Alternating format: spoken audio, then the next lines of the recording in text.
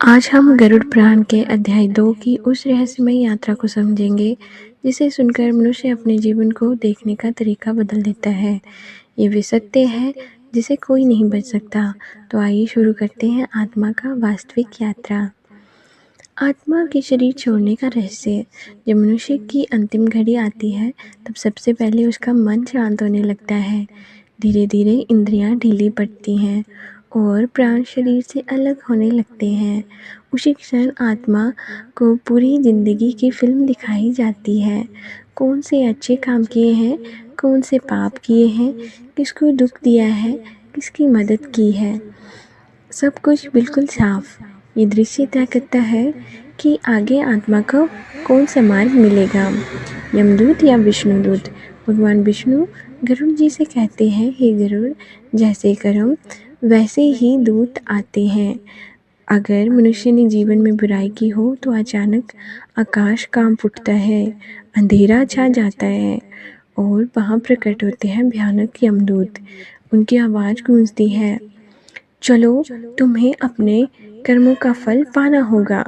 लेकिन अगर किसी ने धर्म, दान, भलाई और सत्य का पालन किया हो तो उनके पास आते हैं दिव्य विष्णुदूत, श्वेत प्रकाश से घिरे हुए, बेहद शांत और सुंदर।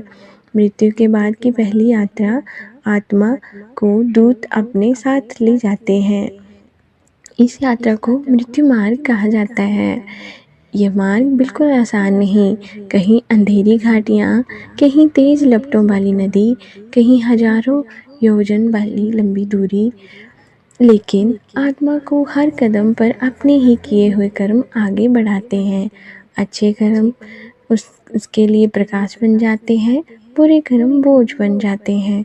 कर्म का सबसे बड़ा सत्य भगवान विष्णु कहते हैं, हे गरुड़, मनुष्य जो बोता है वही उसके फल के रूप में मिलता है। कर्म कभी नष्ट नहीं होते। धन, शरीर, रिश्ते सब यहीं छूट जाते हैं, लेकिन आत्मा के साथ चलते हैं कर्म, और वही आगे जीवन की दिशा तय करते हैं। इस अध्याय का संदेश बहुत गहरा है। मृत्यु अंत नहीं, यात्रा का नया प्रारंभ है, और यह यात्रा में हमारे साथ केवल कर्म ही चलते हैं। इसलिए जीवन में हमेशा सत्य, दान, दया और भलाई करें ताकि अगला सफ़र प्रकाश में हो। अगले अध्याय को जानने के लिए हमारे चैनल को सब्सक्राइब करें।